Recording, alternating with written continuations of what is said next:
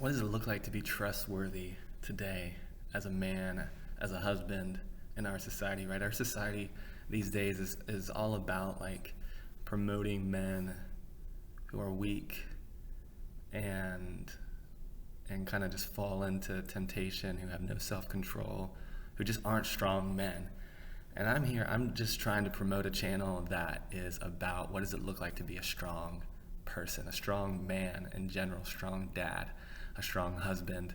And strong, once again, to me, S stands for self-control, T stands for trustworthy, R stands for responsible, O stands for ownership, N stands for naked and unashamed, and G stands for generous. And today I just want to talk about trustworthiness. What does it look like to be trustworthy as a dad, trustworthy as a husband, as a man today in our society? And I think trustworthiness means that people can trust you, right? That your wife can trust you when you say something, they're actually going to follow through. That your kids can trust you when you say you're going to be there, or when you say you're going to do this or that you actually follow through. What does it look like for you to follow through on your word, right? Your word is an important thing. What you say out of your mouth is so valuable.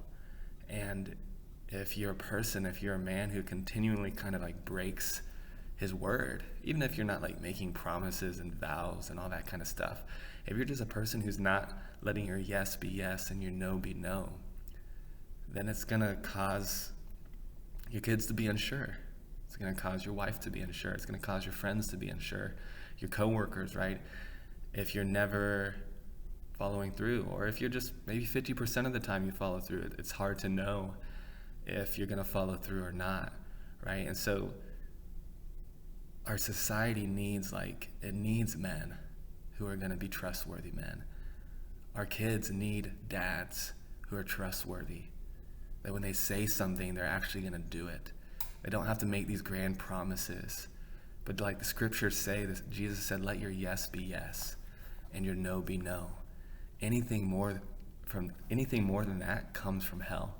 And so I think, sometimes we get caught in like trying to make all these grand promises and trying to, we try to make our words more than they need to be, instead of just simply saying yes, saying no, and actually just living that out, not making these grand vows or these grand promises. I've done all that. I've made grand vows, I've made grand promises to stop this, to stop that. And I typically just fall right back into it, whatever it might be, whether it be some kind of habit, addiction. Many times I personally have not been trustworthy all the time. I'm on a journey personally of how do I live my life now so that my wife trusts me, because I haven't always been trustworthy. I've said things and then gone back on my word. I've done things that I told her I wouldn't do. And it's caused friction in our marriage. It's caused her to not always be able to trust me, and I've had to rebuild that trust. And it takes time. And it makes sense that she doesn't trust me because I haven't always been trustworthy. So I think a lot of times, guys, husbands, dads, sometimes we get upset with our spouse or our kids if they don't trust us. But what reason do they have to trust you, right? What reason do they have to trust me? Have I proven myself to be a trustworthy dad, a trustworthy husband, a trustworthy coworker?